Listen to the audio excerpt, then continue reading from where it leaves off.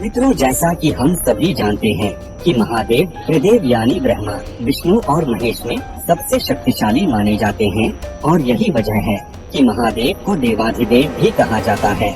ऐसा माना जाता है कि ब्रह्मा विष्णु के अलावा सभी देवी देवतागण उन्हें अपना आराध्य मानते हैं और उनकी पूजा करते हैं। परंतु दर्शकों, क्या आपके मन में कभी ये सवाल उठा है कि देवों के देव महादेव जो हमेशा कैलाश पर्वत पर समाधि में लीन रहते हैं, वास्तव में वो किसका ध्यान करते हैं?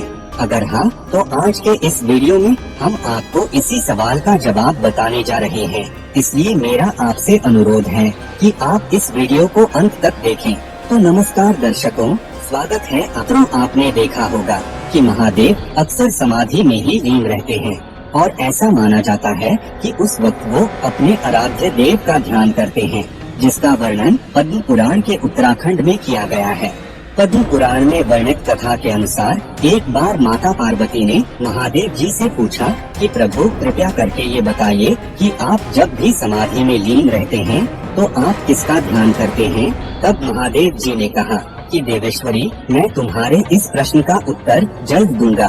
फिर कुछ दिन के बाद महादेव जी बुद्ध कौशिक ऋषि के स्वप्न में आए और उन्होंने ऋषि को आदेश दिया कि तुम राम रक्षा स्तोत्र लिखो। परंतु ऋषि कौशिक ने बड़ी ही विनम्रता से स्वप्न में ही भगवान महादेव जी से कहा कि प्रभु, मैं राम रक्षा स्तोत्र लिखने में असमर्थ हूँ। तब महादेव ने स्वप्न में ही पूरा का पूरा राम रक्षा स्तोत्र कह सुनाया। फिर अगले दिन बुद्ध कौशिक ऋषि ने उसको लिख दिया। उसके बाद भगवान महादेव ने माता गौरी से कहा कि हे देवी, मैं हमेशा राम नाम का स्मरण करता हूँ। यह सुन माता गौरी ने फिर महादेव जी से पूछा कि हे स्वामी, श्री राम तो विष्णु जी के अवतार हैं, फिर आप विष्णु जी का स्मरण न कर श्री राम के नाम का स्मरण क्यों करते हैं?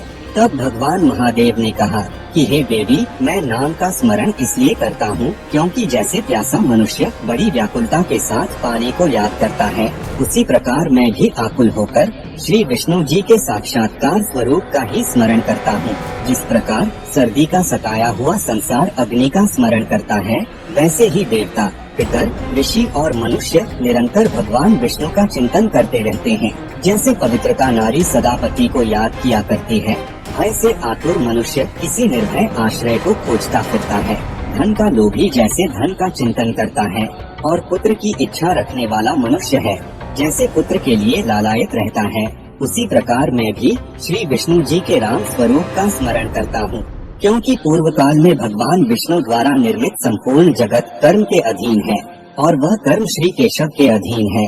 श्री राम नाम के जप से उसका नाश होता है। इतना ही नहीं, राम नाम विष्णु जी के सहस्त्र नाम के बराबर है। इसलिए मैं हमेशा राम नाम का रमण करता हूँ। परंतु मित्रों, यह एक अद्भुत संयोग ही है कि भगवान राम स्वयं भगवान शिव की आराधना करते हैं। आपने हमेशा देखा होगा कि हर जगह जहाँ भी राम का मंदिर होता है, वहाँ शिव की शिवलिंग अवश्य होगी। वह कभी भी शिव का स्मरण किए बिना कोई भी कार्य नहीं करते और वही भगवान शिव राम का स्मरण करते हैं। तो मित्रों, अब तो आप समझ ही गए होंगे कि भगवान महादेव किसका ध्यान करते हैं। अगर समझ में आ गया हो तो वीडियो को ज्यादा से ज्यादा लाइक करें, शेयर करें और अगर आप हमारे चैनल पर नए हैं तो इसे अभी सब्सक्राइब कर लें।